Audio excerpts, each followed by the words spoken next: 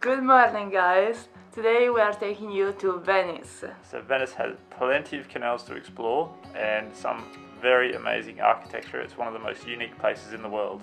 Today we are going to show you what you can do if you are here only for 2 days and on a budget. Alright, let's go explore Venice. Our first recommendation, if you want to keep your expenses low, is that you should book a hotel in Mestre instead of Venice itself. In Mestre you will be able to find accommodation for almost half of the price you will spend in Venice. Mestre is a small town that's about 20 minutes away from Venice by tram ride. The tram itself costs €3 per day, and that's a there and a back trip. Super easy to get tickets, you just look around for a tobacco shop. When you're booking your hotel or your room, try and get something that's close to a tram stop. It'll just save you a lot of walking. The tram itself will take you directly to Piazzale Roma, and from there you follow the signs to St. Marco Square. So we made it to Venice, we took a tram here. Apparently it's easier than getting a bus or a train. Now we're going to go check out the city centre. That's an ambulance, guys. And that's a taxi.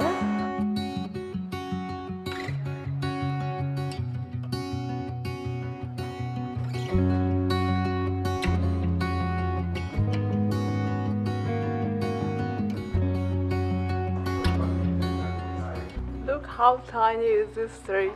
It's so cool. The first attraction you will see is the Ponte di Rialto, or the Rialto Bridge. This is the oldest bridge crossing the Canal Grande. Bear in mind it will be very busy, so if you want to enjoy the atmosphere and get nice photos, you really should get here early. As you can see, we didn't. Once you've crossed the Rialto Bridge, keep heading towards St. Marco's Square. We recommend you getting something to eat or some lunch before you get there, or you will burn a hole in your back pocket trying to find a restaurant with reasonable prices around the square, because they're very expensive. We decided to eat our pizza on the steps in Piazza San Marco. Piazza San Marco is the lowest point in Venice, so it's also the first point that will get flooded in case of heavy rain. The most important attractions here are the San Marco Basilica, the Clock Tower and the Palazzo Ducale. Pretty cool, pretty exciting place. It's amazingly beautiful, but it's super busy. Just take a look around. So, fun fact, it's forbidden to eat and sit in San Marco Square and in a lot of other places in Venice, which we actually just did because we didn't know about it. No, we didn't. The police came to move us on. To get entry to the Basilica di San Marco, you have to shell out €3. But it's absolutely worth it. This basilica is almost 1,000 years old, and it's probably one of the most beautiful churches in the world. It often gets called the Golden Basilica, and that's because of the golden mosaics that cover most of the ceilings and some of the walls. So I don't know if you guys can see it, but the whole roof is done in a mosaic. So little tiny pieces of tile makes up, like hundreds and hundreds make up these pictures. Really cool.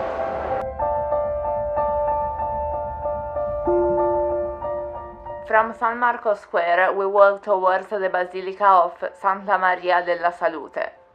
This honestly was a little bit disappointing. There wasn't much to see inside. It's absolutely not as beautiful as the San Marco Basilica, but it gave us the chance to get a gondola ride on the way back. In fact, if you want to try to jump on a gondola but you don't want to spend €80 for a private tour, here you can get a gondola for only €2. It's basically a small ferry that it will take you from the Basilica of Santa Maria della Salute back to San Marco Square.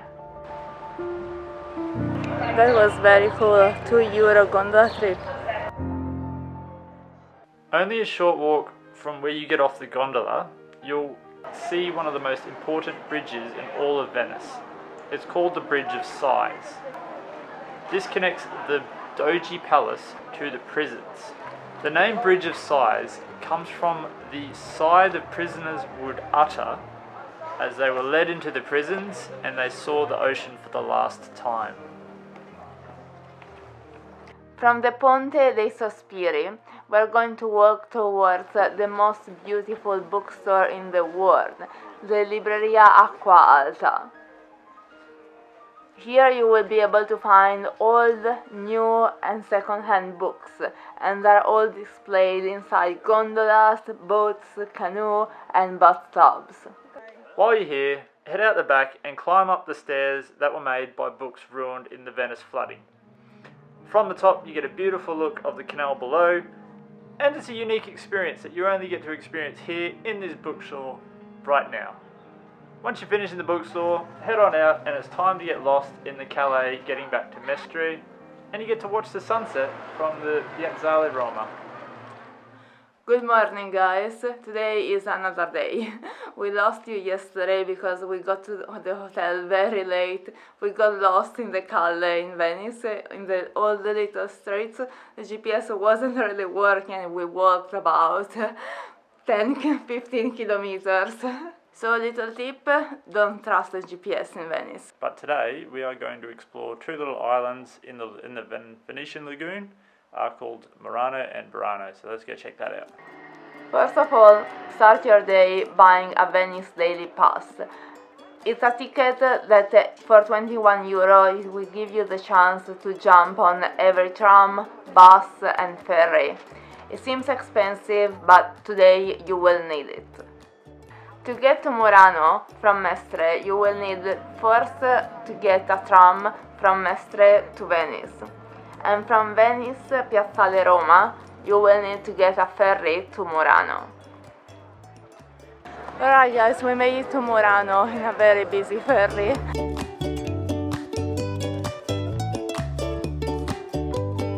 Murano is just a small island in the Venice lagoon, but it's world famous for its glass blowing and its glass artisans.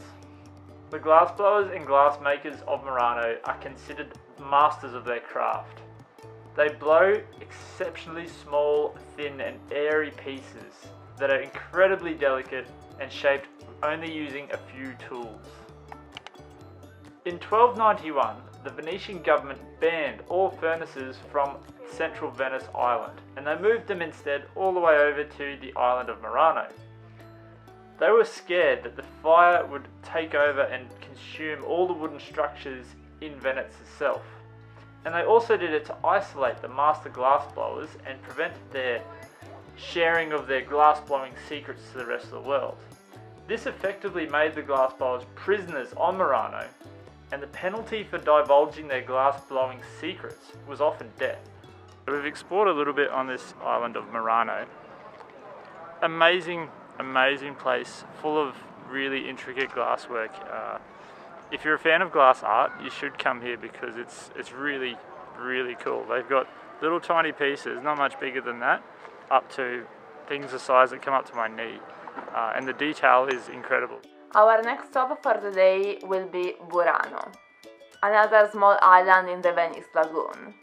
To go from Murano to Burano, you will need to get the ferry from Murano Faro.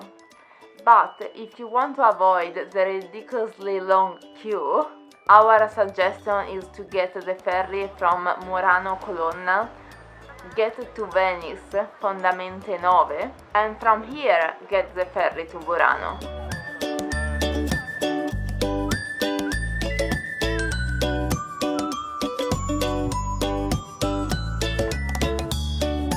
Alright, we made it to Burano after a very stressful trip. The boat was so full. Now we're going to have some lunch. We're having a lunch typical from here, bacala, fried fish with polenta and some chips. You know what I found out just about this that's really awesome? You eat the plate. Oh. I hope it's edible. Burano is known for its really colourful houses and its intricate lacework. Legends say that these houses were painted these bright colours so that the local fishermen could see them in the dense fog that surrounds this island on the way home.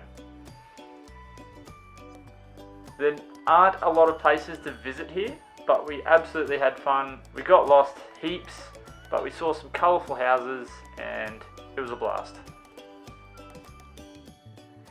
Alright guys, so we got back home. We hope you enjoyed this Venice tour, and we hope we gave you some ideas of what to see in 2 days in Venice. Yes, and if you like this video, as always, make sure you give it a thumbs up, give it a like, subscribe if you haven't already, and we will see you in the next one.